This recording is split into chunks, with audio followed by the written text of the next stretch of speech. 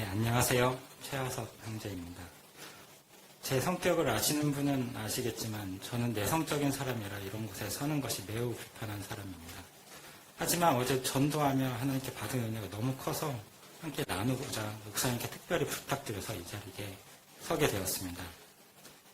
이런 말씀 드리면 목사님한테 죄송하지만 올해 교회 목표를 전도로 잡으셨을 때 저는 좋지 않은 생각이라고 생각했습니다. 왜냐하면 우리 교회는 한국어 예배밖에 없는데 나가서 홍콩인, 중국인을 전도해도 교회에 데려올 수가 없는데 그건 되게 쓸데없는 일이라고 생각을 했습니다. 그러던 어느 날 기도 중에 하나님께서 말씀하셨습니다. 전도하는 것은 그 가운데 일하는 나를 보게 하려 합니다. 이때는 그냥 추상적인 말씀이라고 생각을 했습니다. 저는 매우 내성적인 사람입니다. 처음 보는 사람과 말하는 것이 매우 어려운 사람입니다. 그래서 전도는 해본 적도 없고 친한 친구에게도 부담이 될까요? 한 번도 하나님 이야기를 한 적이 없습니다. 하지만 하나님께서 말씀하셨기에 금요일 전도 특강을 들으러 갔습니다. 저는 전도 특강이 전도 경험과 간증을 나누며 전도해야 되는 이유에 대해서 설명해 줄 것이라 생각을 했습니다. 하지만 전도 특강은 1시간 만에 전도지로 전도하는 법을 배우고 토요일에 바로 실습을 나간다고 했습니다. 권사님께서 시키셔서 처음 본 전도책 읽기만 하면 되는데도 저는 너무 떨려서 하기가 힘들었습니다. 이거는 저랑 맞지 않다고 생각을 했습니다. 토요일에 교회를 갈까 말까 정말 많이 고민했습니다. 정말 가기 싫은 마음뿐이었습니다. 하지만 하나님께서 하신 말씀이 있기에 속냄새 치고 결단하여 순종으로 나아갔습니다. 가는 지하철에서 기도했습니다. 딱 5명한테만 읽어줄 수 있게 해달라고. 오전 노숙자 사역 때 저는 아무것도 하지 않고 서빙고 전도학교 팀 분들이 하시는 것을 지켜만 봤습니다. 연세도 많으신 장로님, 권사님, 집사님들이 말도 안 통하는데 처음 온 홍콩 땅에서 열정적으로 전도하시는 모습을 보면서 정말 놀라웠습니다. 저분들이 저렇게 기쁨으로 열정적으로 전도하시는 원동력이 뭘까 궁금해서 여쭤봤습니다. 대답은 간단했습니다. 그것이 기쁘기 때문입니다. 저는 그 말이 이해가 되지 않았습니다. 점심 먹고 오후에 노방전도를 가게 되었습니다. 노숙자 사역을 했으니 이제 가도 되지 않을까.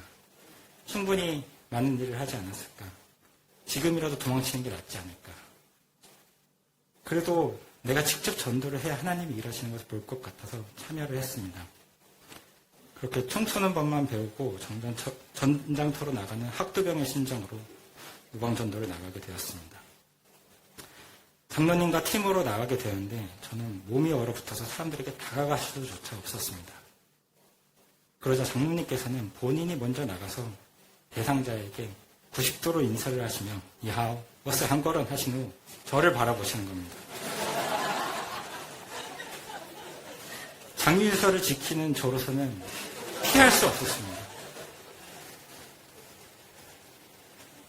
그 사람에 가서 전하는데 사람들이 싫어할 것이라는 생각과 달리 이게 웬걸? 사람들이 생각보다 잘 들어줬습니다. 제가 영어로 떠듬떠듬 이야기를 해도 중국어를 전혀 못해도 그냥 읽어달라고 하자 그냥 읽어주기도 하면서 잘 들어줬습니다. 그렇게 제가 1시간 내에 5명에게 전도지를 읽어주게 되었습니다. 하나님께서 일하시지 않았다면 불가능한 일이었습니다. 또 저 혼자선 절대 못할 일을 공동체가 함께 도와주니 불가능해 보였던 일을 해내는 저와 자신을 보게 되었습니다. 끝나고 든 생각은 이게 된다고? 였습니다.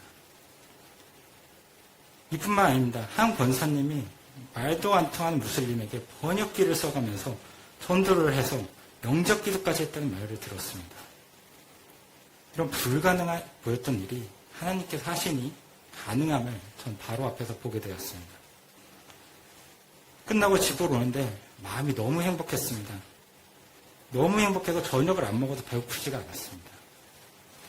평소보다 2배나 걷고 처음 보는 분들과 이야기도 많이 해가지고 기가 빨렸어야 할 내성적인 저이지만 마음에는 행복이 가득했습니다. 과학자인 저는 제가 왜 행복한지 분석을 해보았습니다. 여러 이유를 찾던 중 하나님이 당신을 사랑하십니다. 예수님이 당신이 죄 때문에 십자가에 못 박혀 죽으셨습니다를 반복해서 말한 것이 효과가 있었던 것인가? 생각할 때 갑자기 깨달음이 왔습니다. 아, 내가 하나님이 당신을 사랑하십니다. 예수님이 당신의 죄 때문에 돌아가셨습니다. 이 말을 제가 할 때마다 하나님은 제 가운데 그렇게 얘기를 하고 계셨던 것이다. 봐서 봐. 내가 너를 사랑한다. 내가 너를 사랑한다. 내가 너 때문에 십자가에 못 박혀 죽었다. 내가 너 때문에 십자가에 못 박혀 죽었다를 제 안에서 계속 말하고 계셨던 것입니다. 제가 5번 그 사람들에게 전할 때 하나님은 제 안에서 저를 사랑한다는 말씀을 계속하고 계셨던 것입니다. 그래서 제 안에 하나님의 사랑이 가득 차 있었기 때문에 저는 행복했던 것입니다.